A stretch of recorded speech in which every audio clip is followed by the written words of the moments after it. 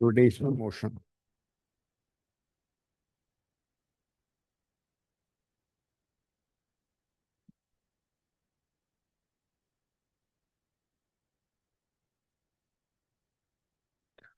Now, अब तक जो भी हमने फिजिक्स पढ़ा था उसमें we considered object to be point object, right?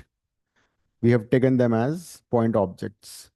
Even this a car moving on the road, हमने उसको एक पार्टिकल की तरह कंसिडर किया था.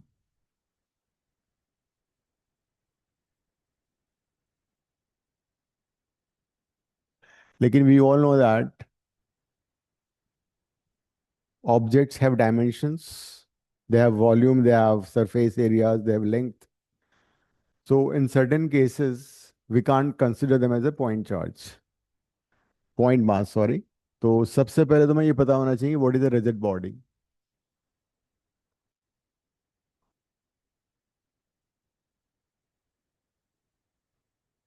So any idea what is a rigid body?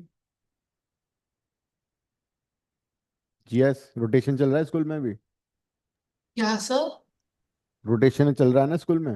हाँ जी। एंड शिविका तुम्हारा? सर मेरे भी स्कूल में यही चल रहा है अभी। हाँ, तो तुम्हें रिजिड बॉडी बताया होगा. What is a rigid body, tell me. If you have an extended object, large object जिसका डायमेंशन है, उसको एक्सटेंडेड ऑब्जेक्ट भी बोलते हैं.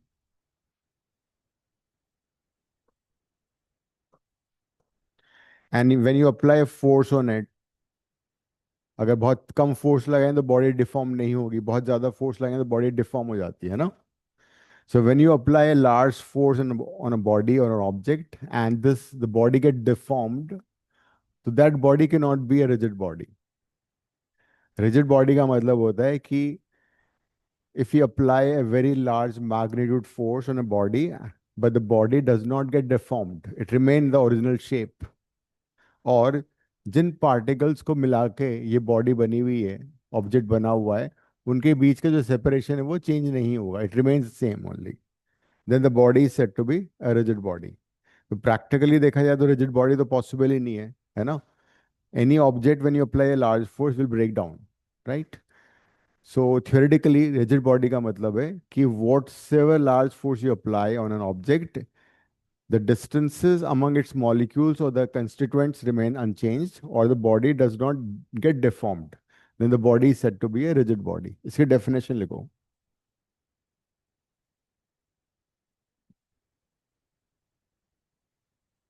If we apply, if we apply a very large force, if we apply a very large force on a body, if we apply a very large force on a body and the body does not get deformed, and the body does not get deformed, then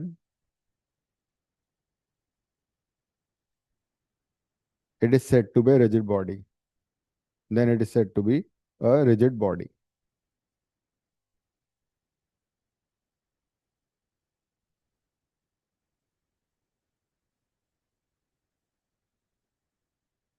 Then it is said to be a rigid body.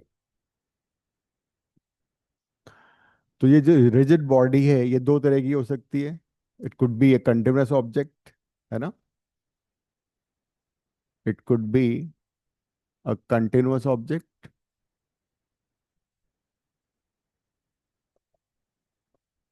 जैसे कि chair है, table है. These are the continuous extended objects. और it could be discrete body. Discrete body कैसे होगी? Discrete body का मतलब जैसे दो मासेस हैं, पॉइंट मासेस m1 m2, उनको मैंने एक मासलेस रॉड से ज्वाइन कर दिया. If I have two point masses and I join them by A massless rod, तो इसको बोलेंगे डिस्क्रीट ऑब्जेक्ट. कंटिन्यूअस ऑब्जेक्ट का मतलब क्या हुआ? जैसे कि एक रॉड है और एक इसे an object like this cuboid है, तो everywhere you have the mass distributed, so that object is a continuous body. Whereas discrete object में क्या होगा? डिस्क्रीट ऑब्जेक्ट में जो मासेस है वो पर्टिकुलर पॉइंट पे कॉन्सेंट्रेटेड है। जैसे कि एक और एग्जांपल ले लो। Suppose I have three masses, M1 M2 M3। उनको मैंने तीन मासलेस रॉड से ज्वाइन कर दिया। तो this is again A discrete object. Continuous object का एग्जांपल होता है कोन। एक कोन शेप ऑब्जेक्ट है, ये एक स्फेयर है। These are continuous objects. ये एक क्यूब है। दीज आर कंटिन्यूअस ऑब्जेक्ट, मतलब वॉल्यूम और the mass is distributed everywhere. So when the mass is distributed everywhere, then it's a continuous object. If the mass is concentrated only some at some point, is called a discrete body.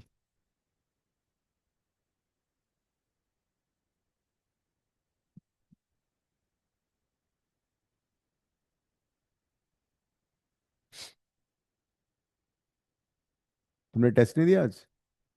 मैंने अच्छा चलो ठीक है।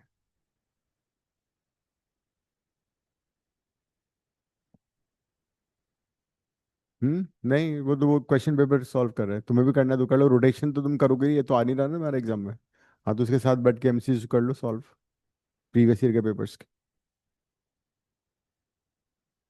लिख लिया? Jiya? Yes. Okay, Shivika.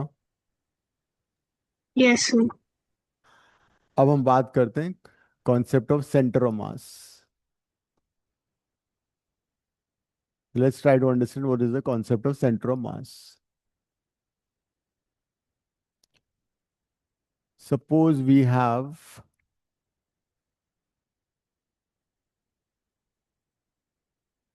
A scale like this, ठीक है? कोई स्केल है या रॉड है जो कि यूनिफॉर्मली थिक है हर जगह, एवरीवेयर इज यूनिफॉर्मली थिक। तो मुझे ये बताओ किस पॉइंट से तुम इसको सस्पेंड करोगे so that it remains horizontal. Geometrical centre. ठीक है, ज्योमेट्रिकल सेंटर का मतलब हुआ इसका मिड पॉइंट से लाइन ज्वाइन कर दी, और इसका मिड पॉइंट ये इसका ज्योमेट्रिकल सेंटर कहलाएगा। मतलब डायमेंशनली जो सेंटर पॉइंट है, it is called geometrical centre. तो अगर तुम इसको ज्योमेट्रिकल सेंटर से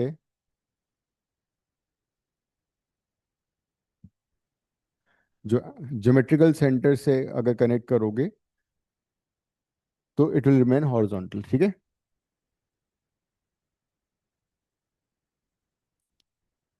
so this point if I suspend it, it will remain horizontal.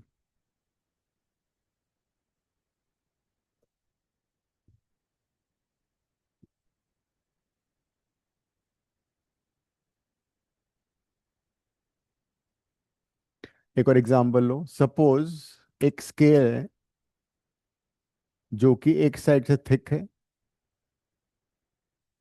एक साइड से थिन है, ठीक है? ये इसका ज्योमेट्रिकल सेंटर है। अब मैं इसको किस पॉइंट से सस्पेंड करूं ताकि it remains horizontal?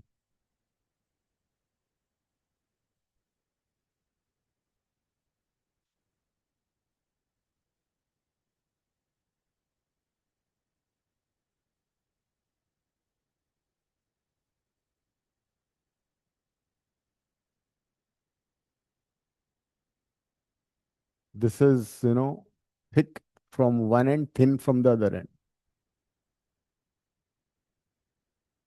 So from which point you should suspend it so that it becomes horizontal? बताओ जरा, किस पॉइंट से सस्पेंड करें ताकि ये हॉरिजॉन्टल रहे? इसमें भी इसका ज्योमेट्रिकल सेंटर। ज्योमेट्रिकल सेंटर से करोगे तो इस ये तो हैवी है, इस साइड का तो इधर से नीचे आ जाएगा। तो अगर मैं फिर इसको ज्योमेट्रिकल सेंटर से सस्पेंड करूंगा तो क्या होगा? जो दिस हैवियर साइड, तो ये तो नीचे आ जाएगा ऐसे, जो हैवी तो साइड है वो फिर जो ब्रॉडर साइड है उससे हाँ मतलब टेल मी कि जो इसका ज्योमेट्रिकल सेंटर है उसके लेफ्ट से करूँ सस्पेंड या राइट से करूँ? लेफ्ट। लेफ्ट से ना। So now you know little bit about the concept of centre of मास। एक और केस ले लेते हैं। एक स्केल है जो कि आधा वुड का बना हुआ है और आधा स्टील का बना हुआ है।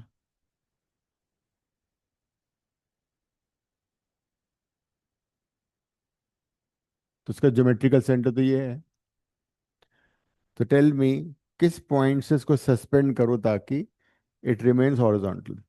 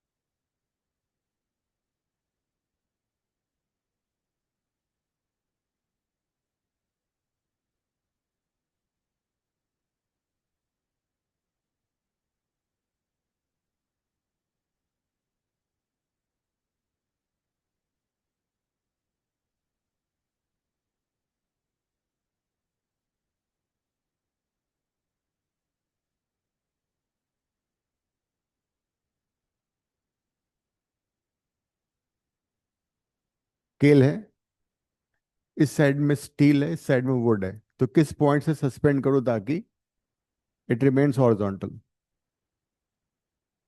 शिविका। सर ज्योमेट्रिकल सेंटर के राइट साइड पे किस साइड का हैवी है? स्टील हैवी होता है, वुड हैवी होता है? स्टील हैवी होगा, तो जो ज्योमेट्रिकल सेंटर है उसके राइट साइड से कर सकते। हाँ, हैवियर साइड से अगर तुम सस्पेंड करोगे then it would be horizontal. तो कहने का मतलब ये हुआ centre mass of a body is basically an imaginary point where we can assume entire mass of the body to be concentrated. ठीक है, इसकी डेफिनेशन लिखो। Centre of mass, center of mass of a body, center of mass of a body is an imaginary point. It's an imaginary point inside or outside the body, inside or outside the body, where where the entire mass, where the entire mass of the body is assumed to be concentrated, is assumed to be concentrated.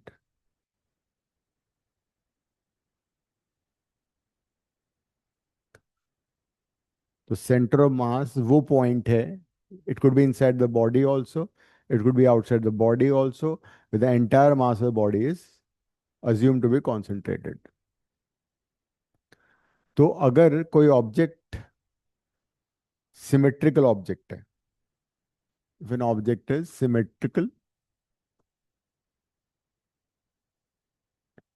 तो symmetrical object में क्या होगा? जो उसका geometrical centre है वही उसका centre of मास होगा। जो एक स्फेयर है, इस स्फेयर में उसका ज्योमेट्रिकल सेंटर ही उसका सेंटर ऑफ मास होगा। Geometrical center and center of mass both will coincide. If you have a cube, then उस केस में भी जो उसका ज्योमेट्रिकल सेंटर है वही उसका सेंटर ऑफ मास होगा। तो सिमेट्रिकल ऑब्जेक्ट में centre of mass and the geometrical centre both coincide. In a symmetrical objects geometrical center and center of mass coincide. एक रॉड है, थिन रॉड, सेम मटेरियल की बनी है थ्रू आउट, तो उसका जीसी और उसका सेंटर ऑफ मास सेम होगा.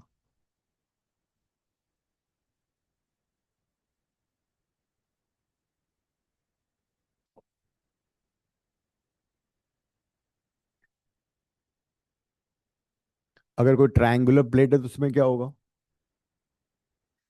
If you have a triangular plate then जो उसका सेंटर ऑफ मास तुमने पढ़ा था मैथ्स में, वही उसका ज्योमेट्रिकल सेंटर होगा. Centroid is centre of mass, centre. तो if you have a plate, triangular plate में जो सेंट्रोइड होता है वही उसका सेंटर ऑफ मास होता है. मतलब अगर हम वर्टेक्स को मिड पॉइंट से ज्वाइन करें तो जो लाइन होती है ना उसको बोलते हैं मीडियन. तो जिस पॉइंट पे तीनों मीडियन इंटरसेक्ट करेंगे वो कहलाता है सेंटर ऑफ मास. तो वो पॉइंट उसका सेंटर ऑफ मास, वो हुआ centroid, and that will be centre of mass. तो जब भी कोई ऑब्जेक्ट सिमेट्रिकल होगा, यूनिफॉर्म डेंसिटी होगी हर जगह, तो उसका सेंटर ऑफ मास और ज्योमेट्रिकल सेंटर कोइंसाइड करते हैं. परफेक्ट. लिख लेना, याद कर लो ये. अब क्वेश्चन ये आता है कि अगर if you have a two particle system, ये बन गया, डायग्राम बना लिया.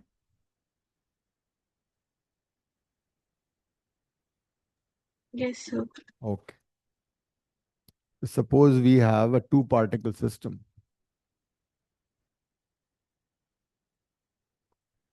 ये बाद में डेराइव भी करेंगे, मैं जो नोट्स दिए उसमें डेराइव कर रखा है ये.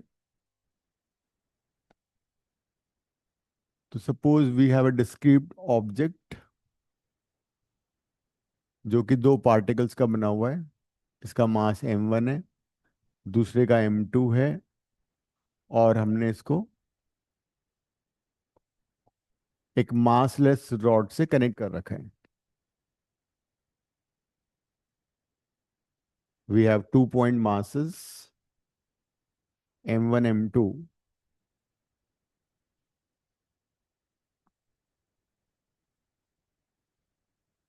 m1 के कोऑर्डिनेट्स हैं x1 y1, m2 के कोऑर्डिनेट्स हैं x2 y2.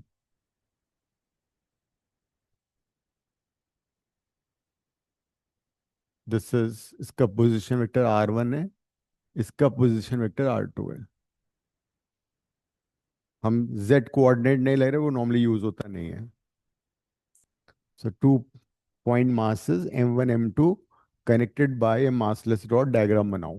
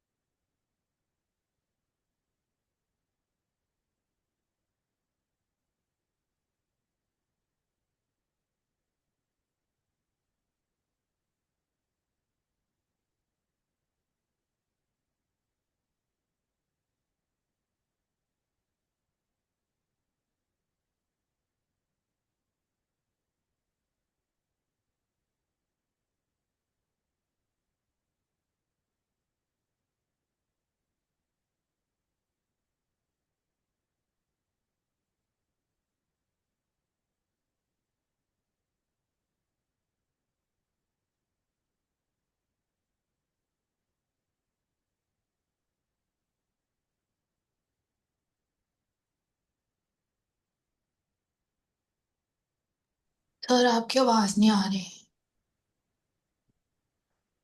तो R1 M1 का पोजीशन वेक्टर है, R2 M2 का पोजीशन वेक्टर है, और सेंटर मास उसका यहाँ पे, जहाँ पे पूरा मास कॉन्सेंट्रेटेड अज्यूम कर लिया है हमने, उसके कोऑर्डिनेट्स हैं XCM, YCM, ZCM। तो this is the formula for a two particle system. तो सेंटर मास का ये फॉर्मूला है।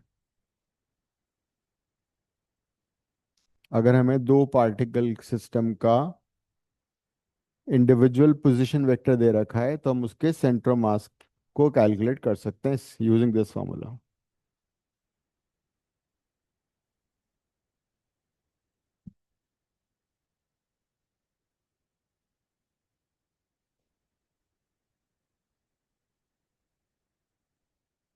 And this formula you can also write for three particle system। अगर दो की जगह तीन है तो क्या फॉर्मूला होगा? RCM is equal to M1 R1, M2 R2, M3 R3। In place of one particle, if you have three particle, this is the formula: M1 R1 plus M2 R2 plus M3 R3, where M1 M2 M3 are three particles,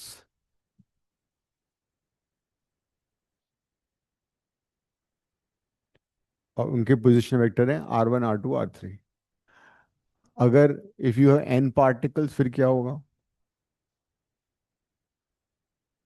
if you have n particle system, मतलब एक object n object से बनी हुई है मिलकर, तो उस case में होगा RCM is equal to M1 R1, M2 R2 till Mn Rn divided by M1 plus M2 plus dash dash Mn। So if we have n particle system, then the formula is this।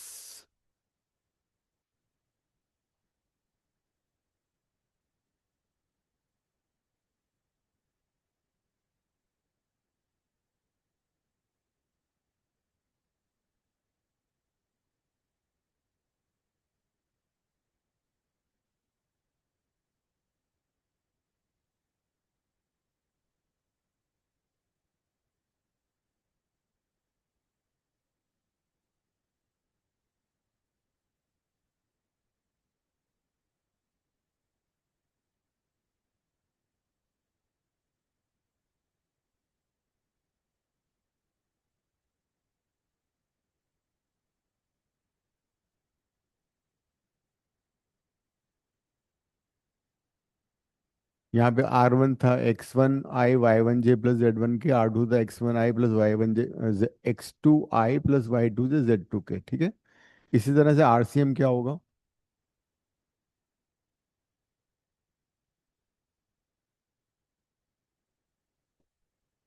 RCM would be XCM I YCM J ZCM K।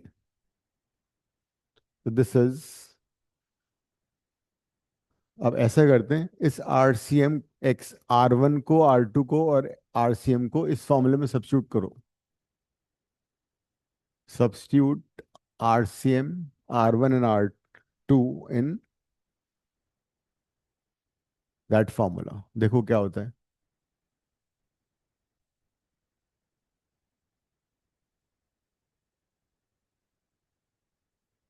तो if you substitute over here, it would be XCMI YCMJ ZCMK, right?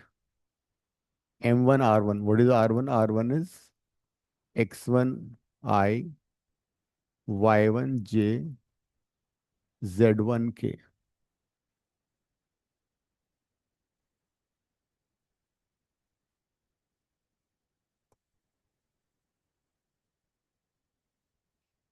X2I Y2J plus Z2K,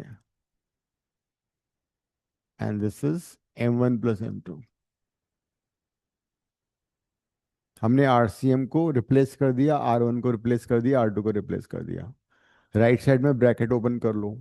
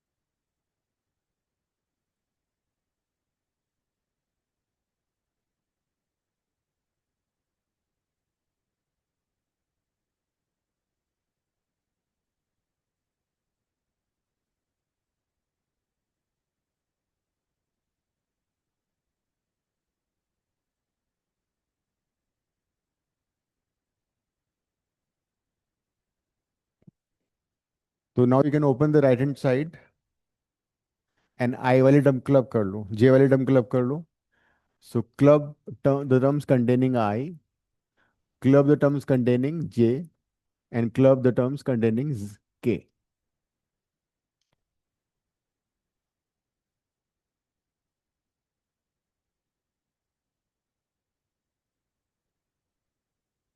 XCM I, YCM ZCM K, and this is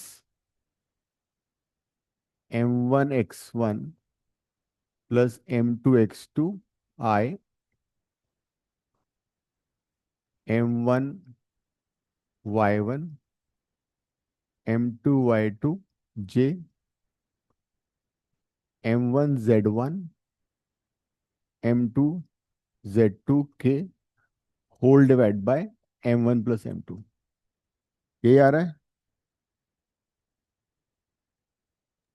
yes sir. तो अब हम क्या करेंगे, left side के में जो आई का कोएफिशिएंट है ना, उसको राइट साइड में आई के कोएफिशिएंट से इक्वेट कर दो।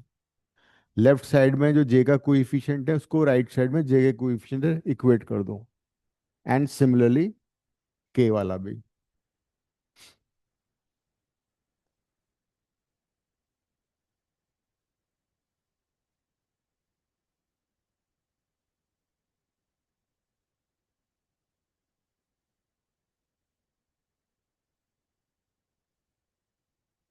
लेफ्ट साइड में जो आई का कोएफिशिएंट है उसको आई से इक्वेट करो राइट साइड में। लेफ्ट साइड में जो जे का कोएफिशिएंट को राइट साइड में जे से करो, एंड सो ऑन।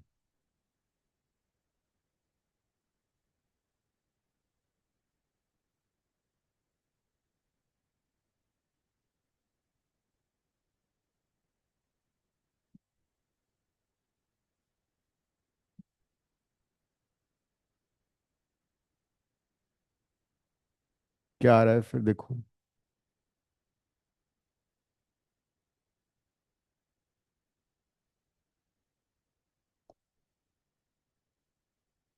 एक्सएम कितना आ गया?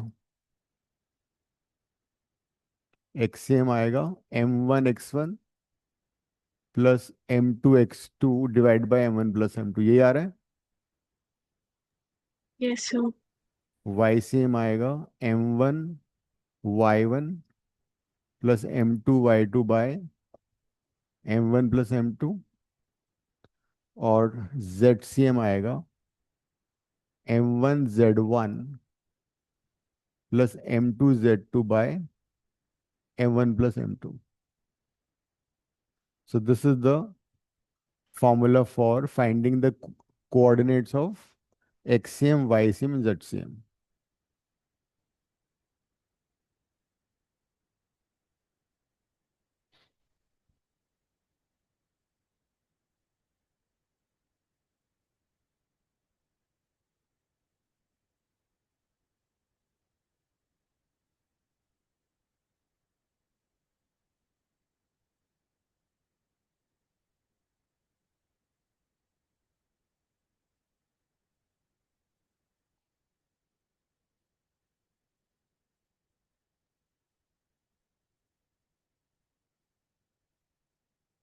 तो ये फॉर्मूला हम 3 पार्टिकल के लिए भी कर सकते हैं, n पार्टिकल के लिए भी कर सकते हैं।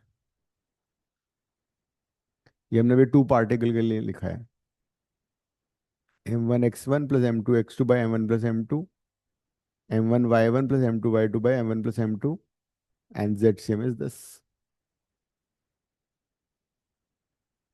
3 पार्टिकल सिस्टम में क्या होगा? HCM would be m1 x1 plus m2 x2 plus m3 x3 divided by m1 plus m2 plus m3।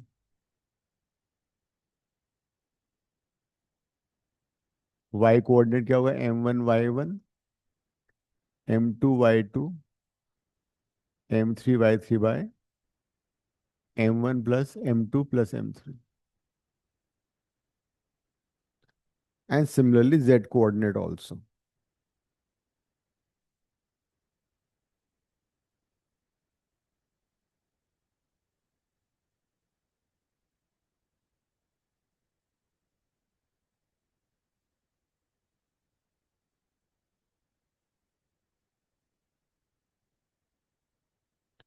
तो फॉर सॉल्विंग न्यूमेरिकल, या तो हम ये वाला फॉर्मूला यूज करेंगे, 2 पार्टिकल हैं, 3 पार्टिकल, ये यूज करेंगे। अगर कोऑर्डिनेट दे रखे तो हम ये वाला फॉर्मूला भी यूज कर सकते हैं। अगर हमें XCM YCM ZCM निकालना है तो हम कोऑर्डिनेट वाला फॉर्मूला यूज करेंगे, और अगर हमें वो दे रखा है तो वो यूज कर लेंगे।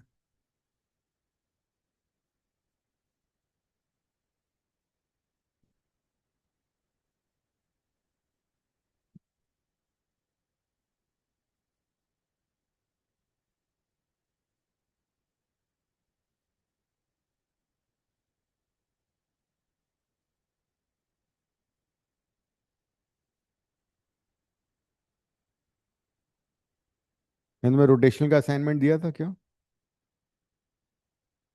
जी हाँ। यस सर दिया था। अच्छा, चलो मैं क्वेश्चन खुद लिखवाता हूँ, लिखो। Two particles of masses, question लिखो। Two particles of masses 2 kg, 2 kg and 5 kg. Two particles of masses 2 kg and 5 kg have have position vectors as have position vectors as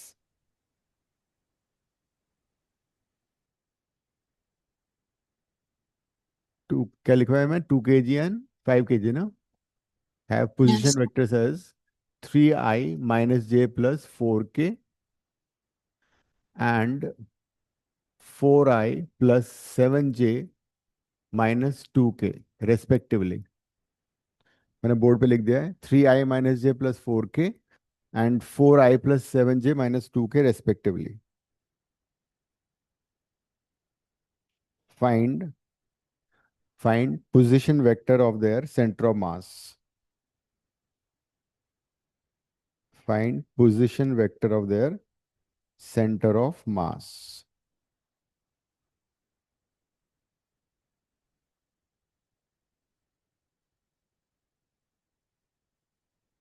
Also find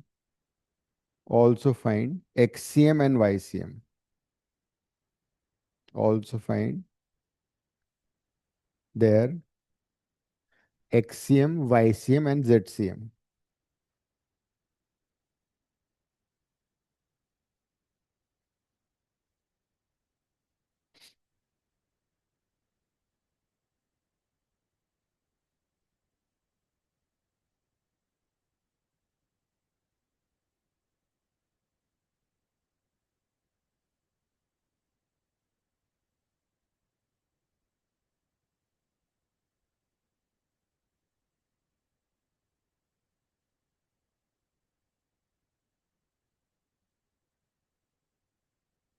तो मैंने R1 दिया हुआ है, R2 दिया हुआ है, और तुम्हें RCM फाइंड करना है, कर लो। कौन सा फॉर्मूला यूज करोगे? ये वाला। RCM is M1 R1 plus M2 R2 by M1 plus M2.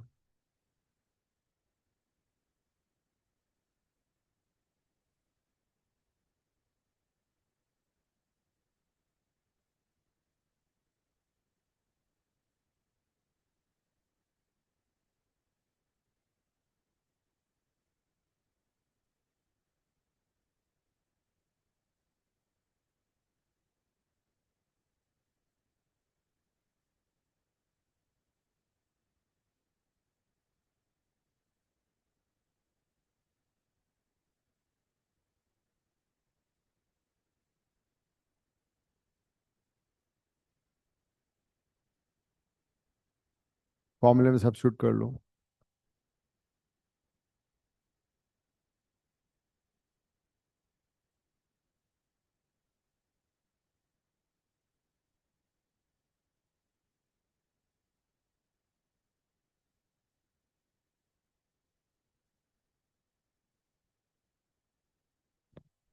Impulse होता है I is equal to F delta T और change in momentum.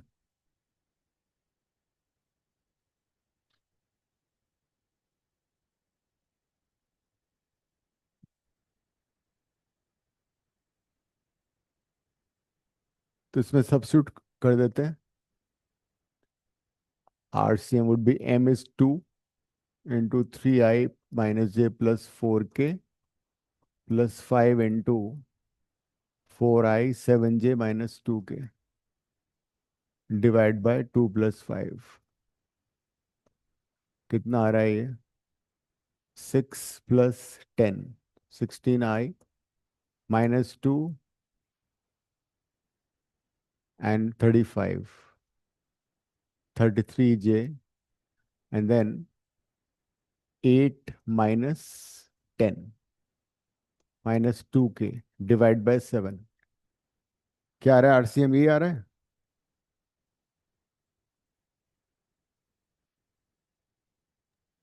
Sir 26 I cap आ रहा है। अच्छा हाँ, ठीक है। और इसको अलग अलग डिवाइड करो फिर। 26/7 I 33/7 J माइनस 2/7 K। ठीक है। तो अलग अलग डिवाइड करोगे तो उससे तुम्हें पता लग जाएगा एक्सएम कितना है। 26/7। YCM कितना है? 33/7। और ZCM कितना है? -2/7।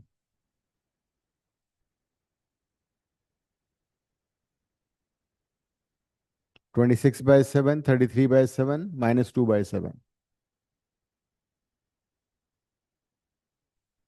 ये है XCM YCM and ZCM।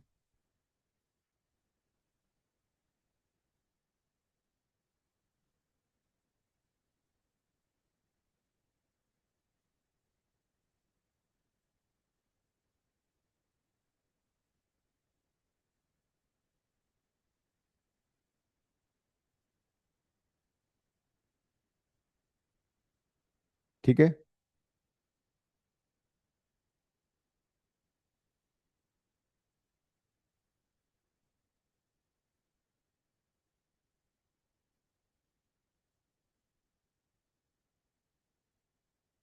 Question 1 करो असाइनमेंट का। Question 1 of the assignment.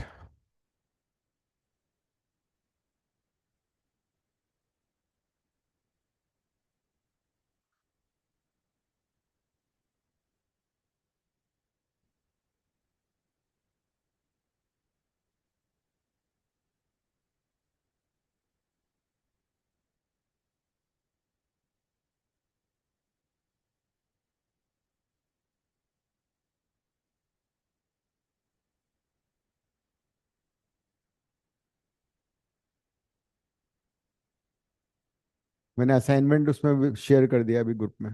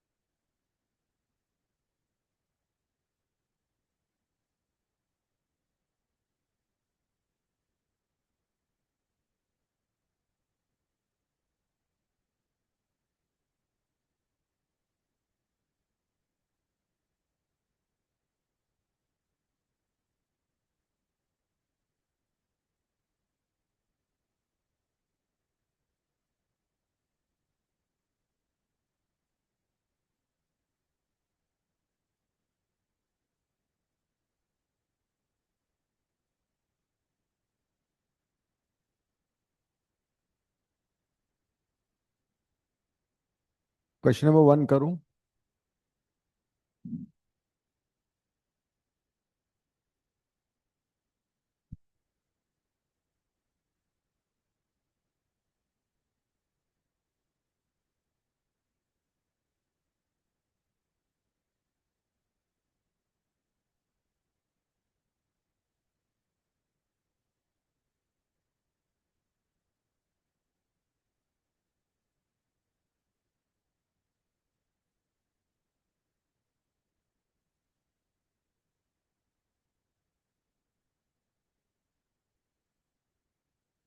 तो इसके लिए पहले कोऑर्डिनेट सिस्टम बना लो।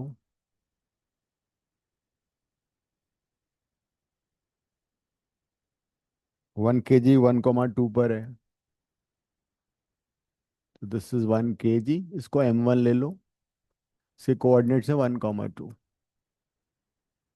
दूसरा है 2 kg 0, -1 पे, तो this is 0, -1, this is 2 kg। Take this as m2।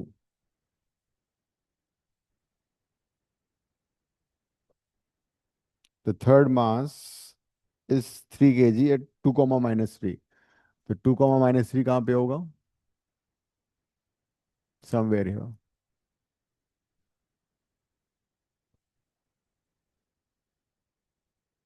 And this mass is say 3 kg. And suppose they're joined by a massless rod। एक मास ये है हमारे पास, एक मास ये है, एक मास ये है। इनको 3 मासलेस रॉड से ज्वाइन कर दिया है। तो ये तुम्हारा हो जाएगा x1 y1, ये हो गया x2 y2, और ये हो गया x3 y3। ठीक है, और फिर फॉर्मूले में सब्स्टिट्यूट कर दो। आरसीएम भी निकालो, वो भी निकालो, करो।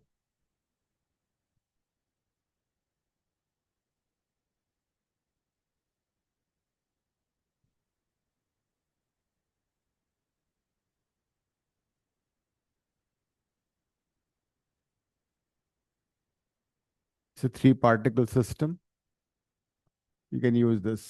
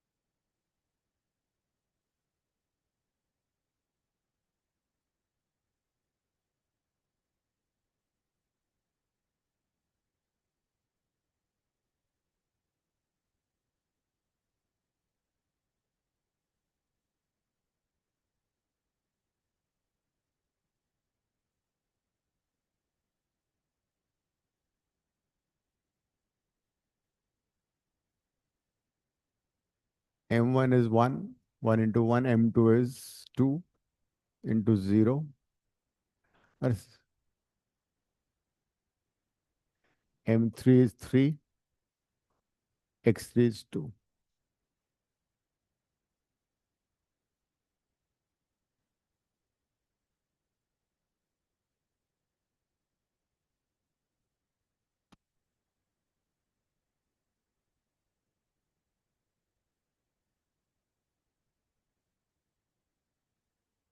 क्या रहा एक्सियम?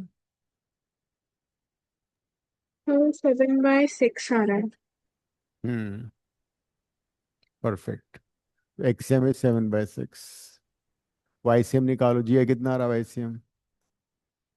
सर निकाल रही हूँ।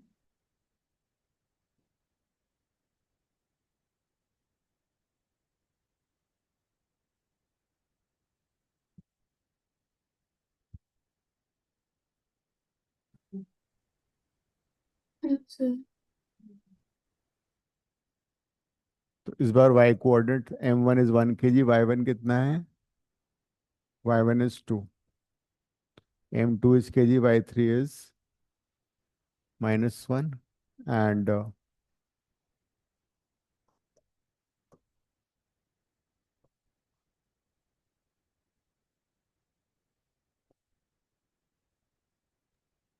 -3/2 आ रहा है। हम्म -3/2। हाँ, वो -9/6 आ रहा है, तो वो कट के -3/2। ठीक है,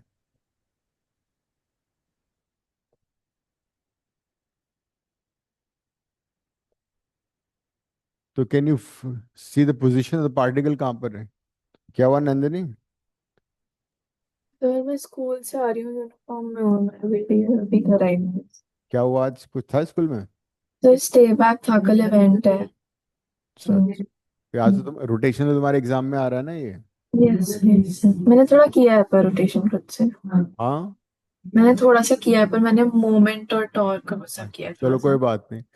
ये क्वेश्चन नंबर 1 कर रहे थे हम लोग असाइनमेंट का, 3 पार्टिकल सिस्टम था, तो हमने एक्सीएम का फॉर्मूला और वाईसीएम का फॉर्मूला यूज कर लिया, उसको प्लॉट किया, पॉइंट्स को कोऑर्डिनेट्स हमें ऑलरेडी मालूम है, और फिर उसको सब्स्टिट्यूट करके हमें ये मिल गया, 7/6 आ रहा है एक एक्स को एक्सीएम, और वाईसीएम भी आ गया हमारा। तो एज सच हम इसका पोजीशन वेक्टर निकाल सकते हैं सेंटर ऑफ मास का। आरसीएम होता है एक्सीएम आई कैप प्लस वाईसीएम जे कैप। एक्सीएम की वैल्यू आ गई 7/6 आई, वाईसीएम की वैल्यू -3/2 जे। तो इसका पोजीशन वेक्टर भी आ गया, सेंटर ऑफ मास का पोजीशन वेक्टर आ गया। तो बेसिकली इसका मतलब ये हुआ कि 7/6 एंड -3/2 कहाँ पे होना चाहिए, कोऑर्डिनेट सिस्टम पे देखो जरा, एक्स कोऑर्डिनेट 1 पॉइंट समथिंग है, 1.1, वाई कोऑर्डिनेट -1.5 है, तो समवेयर यहाँ पे ये है, तो इसका जो सेंटर मास है वो यहाँ लोकेटेड है। तो अगर ये तीनों मासेस का total mass 7 kg, sorry 6 kg में यहाँ पे प्लेस कर दूं इस पोजीशन पे, so the effect will be the same. So that is the meaning of centre of mass. तो सेंटर मास का मतलब होता है वो इमेजिनरी पॉइंट इनसाइड और outside the body with the entire mass is assume to be concentrated.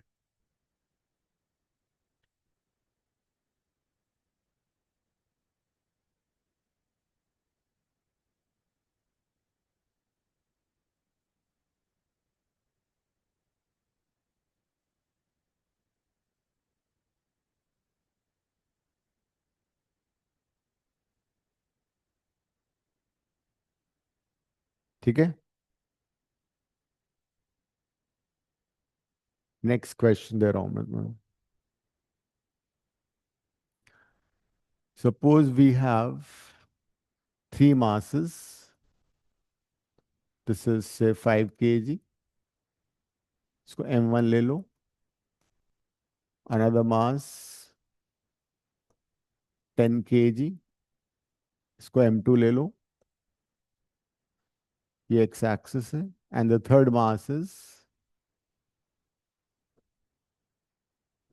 m3 which is say 30 kg। 3 masses हैं, they are joined by massless rods, तीनों masses को मासलेस रॉड से हमने ज्वाइन कर दिया, जिसकी length है 1 मीटर। ठीक है, 3 point masses 5 kg, 10 kg and 30 kg are joined by 3 point masses, 3 massless rod, each of length 1 meter. And this is the coordinate system, this is the y-axis, and the question is find RCM and the XCM and YCM of the system. तुम्हारे 17.5 में है, तुमने question छोड़ दिए थे Nandini? Sir हाँ, MCQ तुम्हें छोड़ रखे हैं, पता नहीं सर कब। क्यों मैंने किए थे सॉल्व, मैं लिखना भूल गया होंगी। वो तो बहुत ही बैड बात हो गई ना। हाँ सर, पर जो मैंने किए थे क्वेश्चन वो ठीक थे। हम्म कल मैं तुम्हें आंसर शीट दे दूंगा। अच्छा।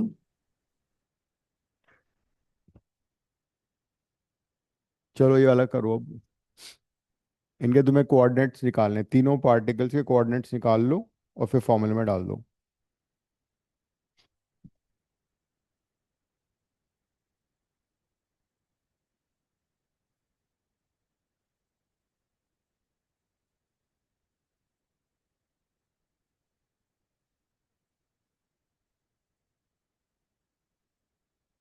नहीं, बस डेरिवेशन में तुम बहुत कम।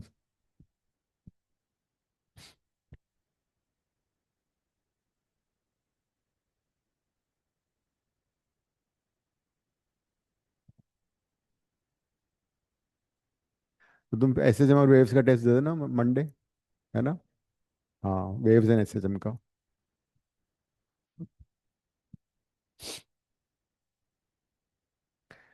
तो M2 के कोऑर्डिनेट्स क्या होंगे? 0 0, है ना? M3 के कोऑर्डिनेट्स क्या होंगे? ये वाला डिस्टेंस 1 मीटर है और ये 0 है, एक्स एक्सिस वाई कोऑर्डिनेट 0 होता है। तो दो के तो हमें कोऑर्डिनेट्स पता लग गए। जो ओरिजिन पे मैंने रखा है उसका 0 0 हो गया कोऑर्डिनेट। और तीस और M3 का हो गया 1 0। अब मुझे बताओ जो 5 kg है उसका कोऑर्डिनेट कैसे निकालोगे? बाय। कैसे बना? इक्विलेटरल ट्रायंगल ये है, तो इसमें परपेंडिकुलर ड्रॉप कर लो या तो। इक्विलेटरल ट्रायंगल में अगर तुम परपेंडिकुलर ड्रॉप करोगे वो उसको मिड पॉइंट पे ही इंटरसेक्ट करेगा, ये हाफ हो जाएगा। तो इसका जो एक्स कोऑर्डिनेट है वो हाफ आ जाएगा। अब वाई कोऑर्डिनेट कैसे निकालोगे इसका? वाई कोऑर्डिनेट निकालने के लिए या तो तुम पाइथागोरस यूज कर लो, इसको y1 ले लो, हाइट को। या you can use trigo also, equilateral triangle में 60 डिग्री होता है ना ये एंगल। तो तुम tan 60 से भी y1 निकाल सकते हो। इधर पाइथागोरस और tan 60 दोनों से आंसर आ सकता है। देखो, ये 1 मीटर है, ये मेरे को y1 है निकालना है 60 डिग्री, ये 90 डिग्री है, and this is half. So one method is I can use tan 60 is equal to perpendicular by base. tan 60 कितना होता है? √3। तो y1 आ गया √3/2। अगर तुम्हें पाइथागोरस यूज करना था तो उससे भी वही आंसर आएगा। पाइथागोरस कैसे लगाओगे? हाइपोटेन्यूज का square is equal to base का स्क्वायर प्लस परपेंडिकुलर का स्क्वायर। तो 1 - 1/4 is equal to y1 square. दोनों साइड इसको एलसीएम ले लो। तो y1 square is equal to 3/4, y1 is √3/2।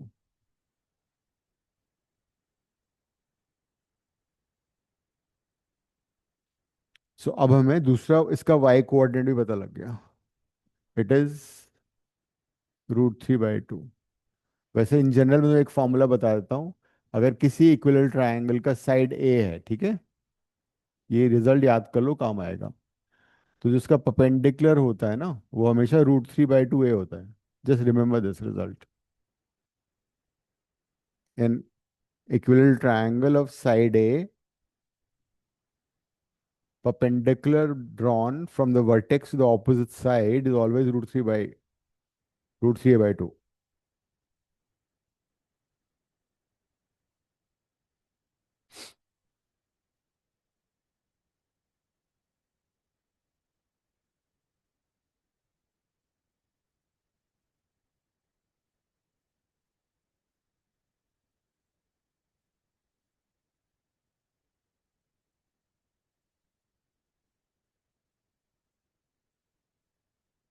तुम लोग वर्क एनर्जी पावर का टेस्ट दे दो।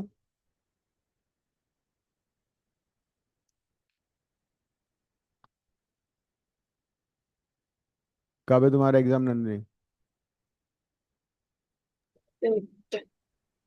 हम्म।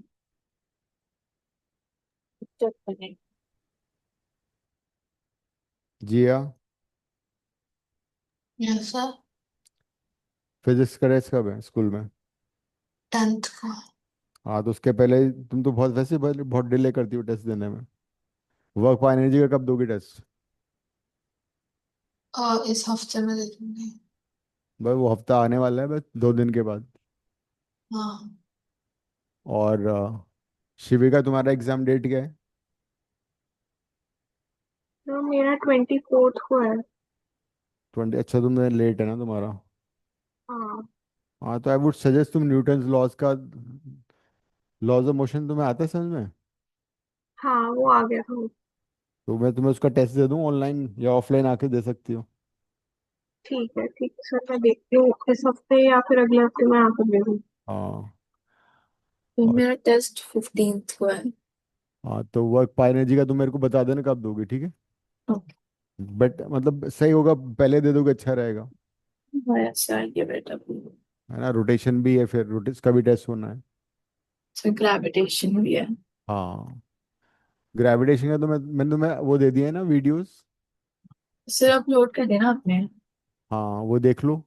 साथ ओके। साथ ये तो पढ़ा ही रहा हूँ मैं, वहाँ भी देख लो। Okay sir. उसमें ग्रेविटेशन भी है ना? तो मैंने जहाँ तक देखा था मैं लॉज ऑफ मोशन के लिए मैंने बोला था, ग्रेविटेशन तब तक आई डोंट थिंक था उसमें। चलो ठीक है। तो क्या आंसर आ रहा है अब इसका?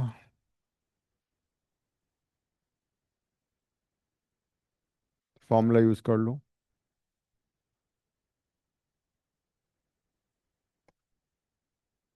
सो X C M would be m1 into x1, तो 1 इंटू ½ m2, नहीं 5 इंटू ½ ना, मास तो 5 kg है। m2 is 10 kg into 0, m3 is 30 kg into 1, divide by 5, 10 + 30, XCM आ गया। तो 32.5 डिवाइड बाय 45, तो दैट इज द एक्सीएम।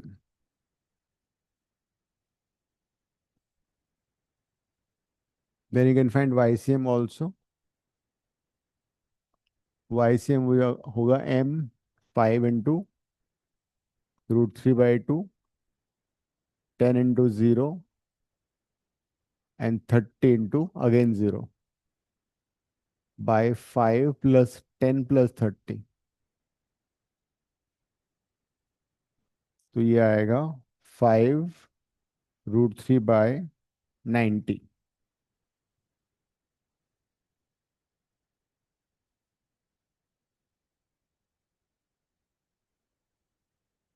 दूसरी बात, ये चॉइस ऑफ कोऑर्डिनेट सिस्टम से ना पोजीशन नहीं चेंज होती।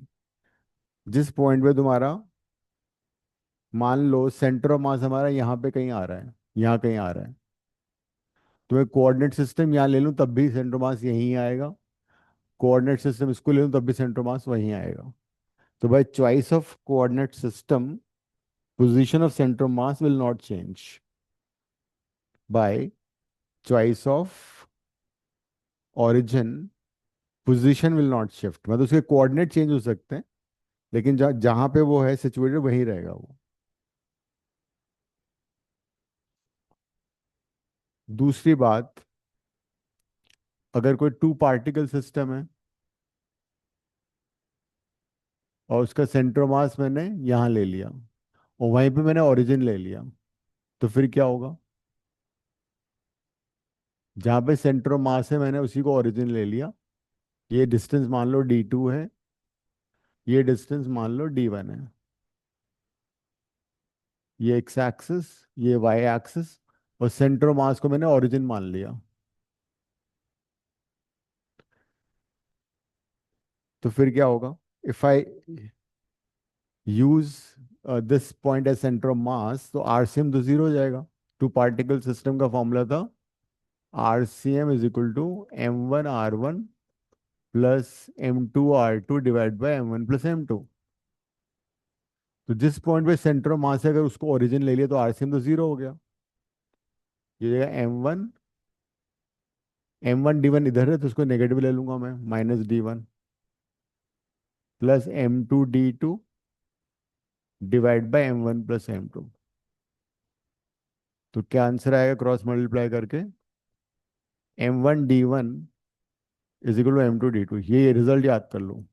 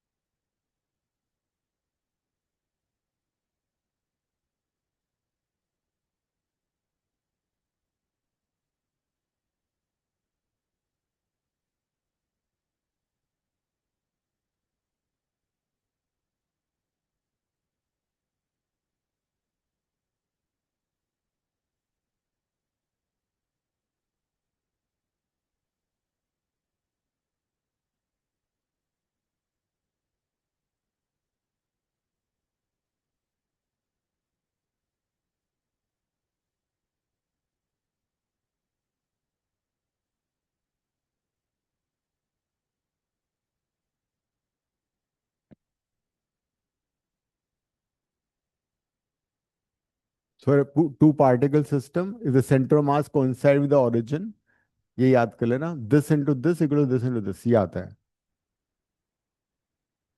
इसमें छोटा न्यूमेरिकल कोई अभी आ भी सकता है इस टाइप पे ना। कर लेते हैं एक क्वेश्चन इसमें भी। Suppose the two point masses, 8 kg and 24 kg. Center of mass का डिस्टेंस निकालना है तुम्हें 24 kg के साथ, and it's been given that the distance between them is 5 meter. करो। Question is find distance of center of mass from the 24 kg mass given the length of the distance between the 2 point masses is 5.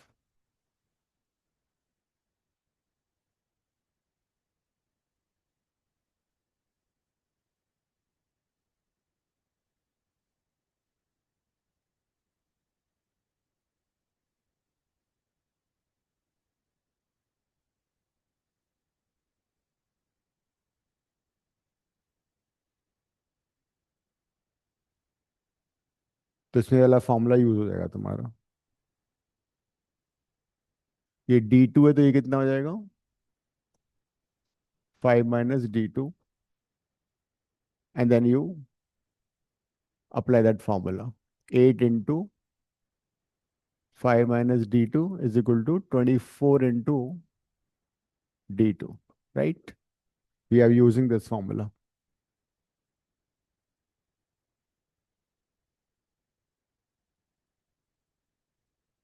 So D2 5/4 है। 8 से 24 को cancel कर दो, तो 5 - D2 equal to 3D2, 5 is equal to 4D2, so D2 is 5/4, that is 1.25 meter. Now you notice जो जिधर मास ज्यादा है ना उस साइड से डिस्टेंस कम हो जाती है, मतलब ये डिस्टेंस है 1.25 और जबकि ये डिस्टेंस है 3.75। So centre of mass is normally shifted towards the mass which is heavier, right? Center of mass is slightly shifted towards the mass which is slightly heavier. Yeah.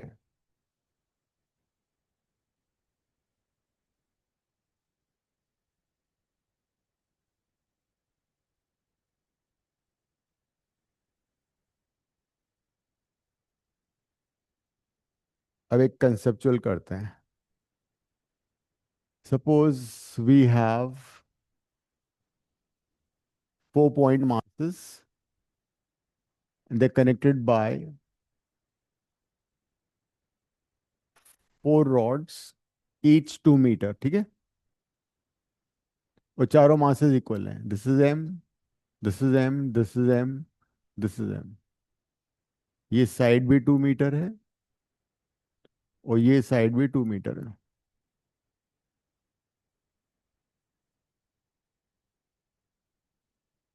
तो अभी इसका सेंटर मास कहाँ होना चाहिए बताओ मुझे।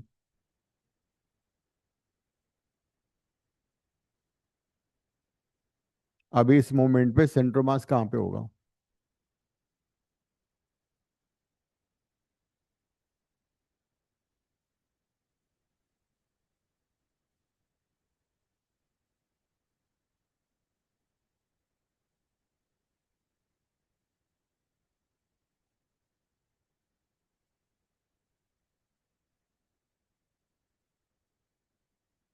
कहाँ पे होगा इसका सेंटर मास, चारों मासेस इक्वल हैं, सिमेट्रिकली प्लेस्ड हैं स्क्वायर पे के वर्टिसेस पे, तो सेंटर मास सेंटर पे होगा। ओ पे। हाँ ओ पे होगा ना, अभी ओरिजिन पे होगा। इस सिचुएशन में इसका centre mass at the origin है। इसको मैं नेम भी कर देता हूँ ABCD। So at this moment it is at O, centre of mass is at O। First part का आंसर तुम्हारा आ गया। सेकेंड पार्ट में मैंने क्या किया, mass at B is removed. अब बताओ क्या होगा। बी पे जो मास है उसको हमने रिमूव कर दिया,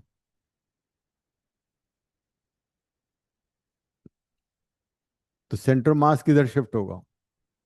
ये बताओ कौन से क्वाड्रेंट में आ जाएगा? In which quadrant centre mass would shift now?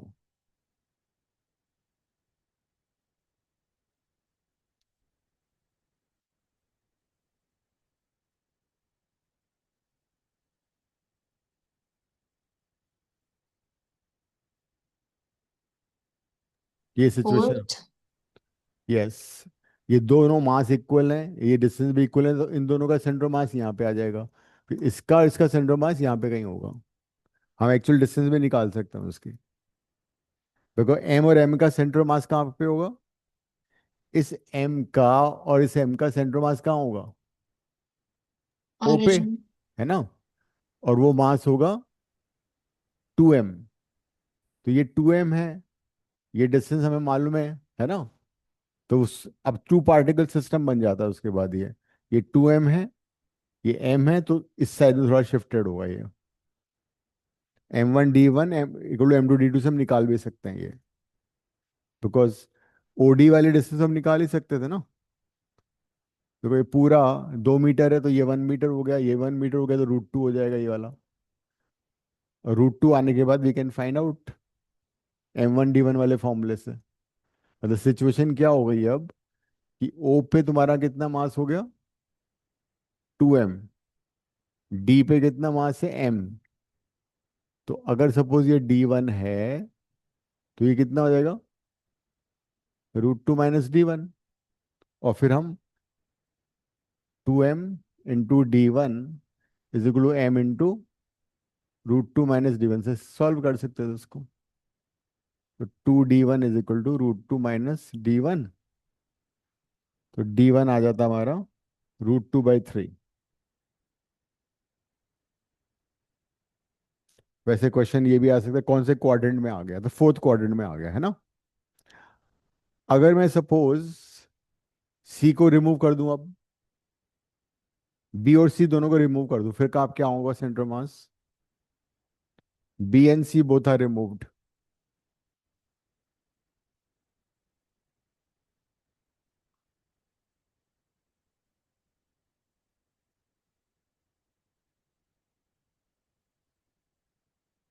If B and C both are removed, can you tell me the coordinates of center mass?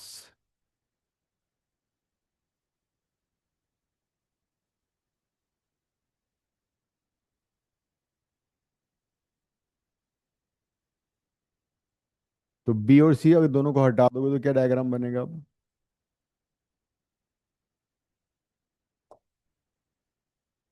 Diagram तुम्हारा हो जाएगा ये है ए, और ये है डी। तो इसका सेंटर मास कहाँ पे होगा? यहाँ पे होगा ना, बिल्कुल मिड पॉइंट पे। ये भी 1 मीटर, ये भी 1 मीटर। तो अगर दो मासेस इक्वल हैं, तो उनका सेंटर मास क्या होगा ज्योमेट्रिकल सेंटर पे?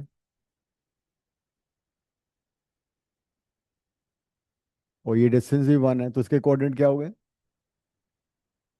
1,0। The center of mass would be at 1,0।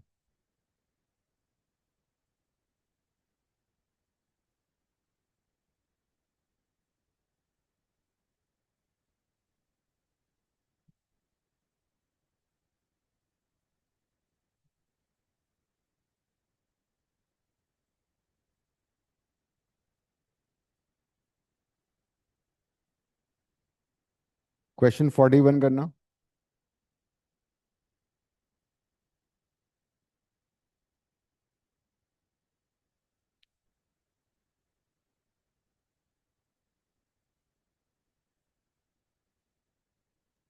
मेरे कौन से असाइनमेंट में है? मैंने तुम्हें अभी भेजा है असाइनमेंट, रोटेशन वाले में। वैसे मैंने ऑनलाइन भेज दिया अभी। सब मेरे पास है। ठीक है। कौन सा क्वेश्चन? 41।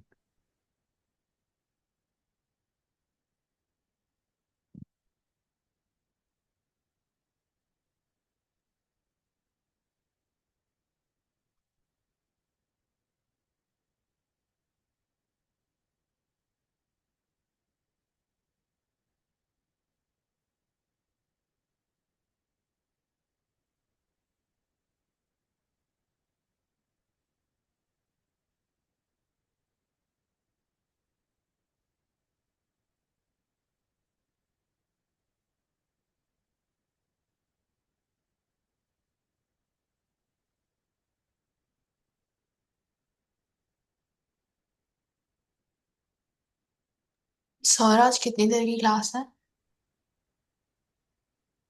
आपकी आवाज नहीं आ रही। 1 आवर, वही 7:15 तक है बस। ठीक है।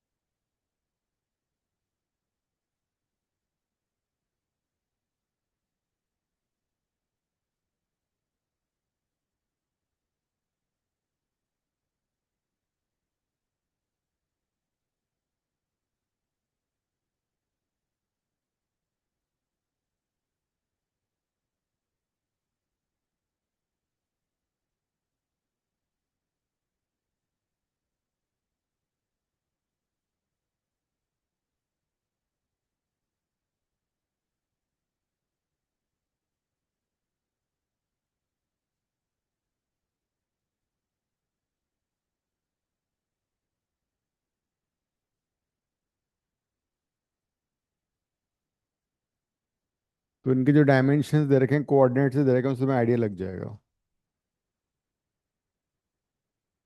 थिन प्लेट है ये। इस प्लेट में, एल शेप प्लेट में 3 स्क्वायर प्लेट्स हैं, है ना। अगर तुम देखोगे तो हर जो पार्ट है वो बेसिकली 1 बाय 1 का है। यहाँ से यहाँ तक की लेंथ 1 है, ये भी 1 है। So every plate is basically of size 1 by 1। और तीनों सेम मटेरियल की हैं, कुछ दे ही नहीं रखा, मतलब तीनों सेम है। मास में भी, mass wise also and dimension wise also. तो जब भी अगर ऐसा होता है तो हम क्या करते हैं, एक्सटेंडेड ऑब्जेक्ट में उनका सेंटर मास उनका ज्योमेट्रिकल सेंटर पे ले लेते हैं। तो C1 का सेंटर मास, इस वाली प्लेट का मास यहाँ पे सेंटर मास यहाँ होगा। तो इसके कोऑर्डिनेट्स बता सकते हो क्या हो गए। ये पूरा यहाँ से यहाँ तक 1 है, ये मिड पॉइंट हो जाएगा हाफ, ये भी हो जाएगा हाफ। तो C1 के जो कोऑर्डिनेट्स हैं वो 1/2, 1/2 हो जाएंगे। तो तुम क्या करोगे, C1, C2, C3 तीनों के कोऑर्डिनेट्स निकाल लो। और तीनों का मास m ले लो, because they are same in size. तो तीनों का मास m ले लो। ये भी m, ये भी m।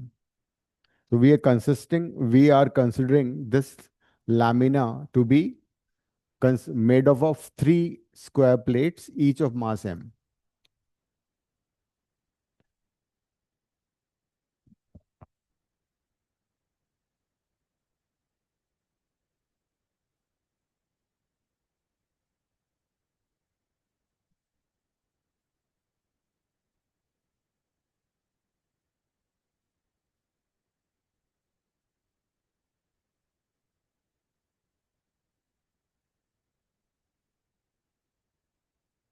C2 के कोऑर्डिनेट्स क्या हैं?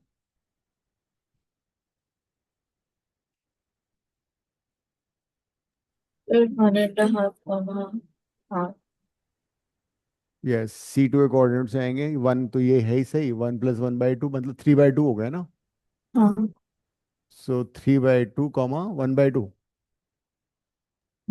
ये हाइट 1/2 है। What about C3? 1/2, 3/2। ये 1 हो गया, ये हाफ हो गया, राइट। अब वो फॉर्मूला लगा दो 3 पार्टिकल सिस्टम का। XYZ का। एक्स वाई, सिर्फ एक्स वाई लेना है, जेड तो है ही नहीं इसमें ना। अच्छा हाँ। एक्सीएम तुम्हारा है M1x1, M2x2, M3x3 bye M1 + M2 + M3। YCM is M1y1, M2y2, M3y3 by M1 + M2 + M3।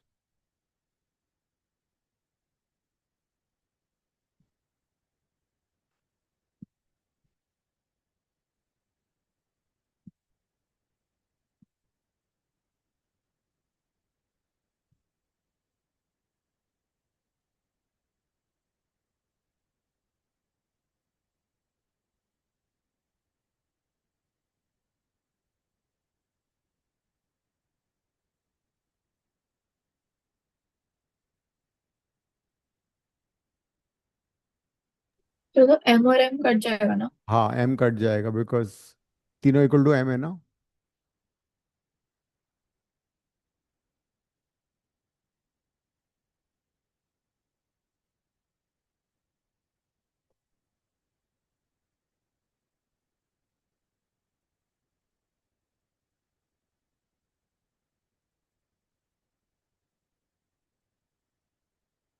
तो दोनों का सेम आएगा ना।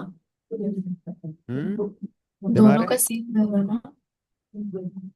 हाँ तीनों मासेस इक्वल हैं। देखो सेम आ रहा है क्या। m x कोऑर्डिनेट इसका है m1 का, c1 का 1/2, m इंटू इसका x कोऑर्डिनेट c2 का है 3/2, प्लस m इंटू c3 का x कोऑर्डिनेट 1/2 है, divide by m plus m ये आ रहा है। तो थ्री, इसका है 5/6।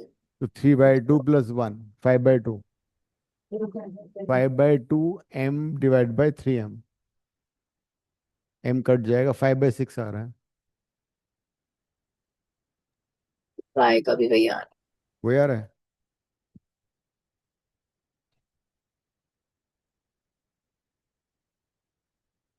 5/6 का मतलब हो गया 0.8 समथिंग, नहीं 6 8 जा 48 होता है ना। तो 0.8 समथिंग। तो 0.8 का मतलब है यहाँ पे कहीं लोकेटेड है ये, इस पॉइंट पे। देखो एक बार है।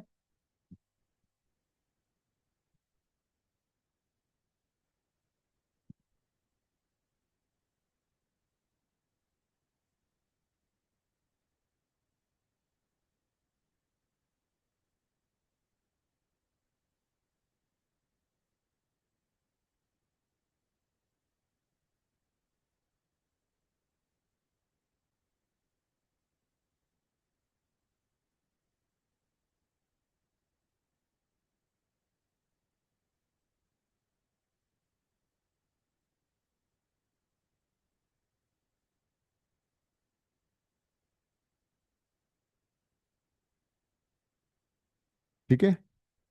तो बेसिकली 1 से थोड़ा कम आ रहा है, 0.8 यहाँ पे कहीं होगा।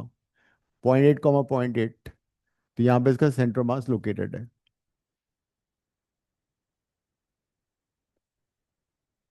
तो centre of mass of a body, discrete or continuous body, is always an imaginary point where the entire mass of the body is assumed to be concentrated. ये है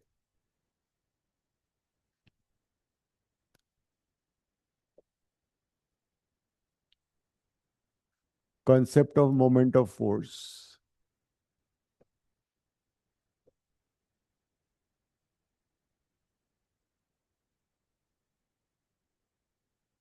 ट्रांसलेटरी मोशन में तुमने देखा था कि if you apply a force in a body it accelerates. So for translatory motion force is required. तो जो role translation motion में फोर्स का होता है वही रोल रोटेशनल मोशन में टॉर्क या मोमेंट ऑफ फोर्स का होता है। The role of a force in translatory motion is analogous to role of moment of force or torque in rotational motion.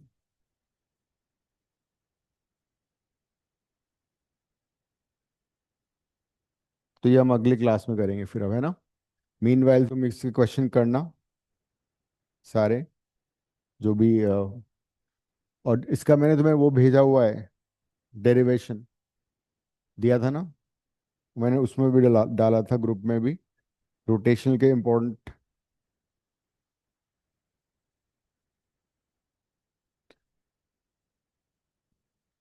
तो ठीक है फिर, I see you in the next class, ending the class. है।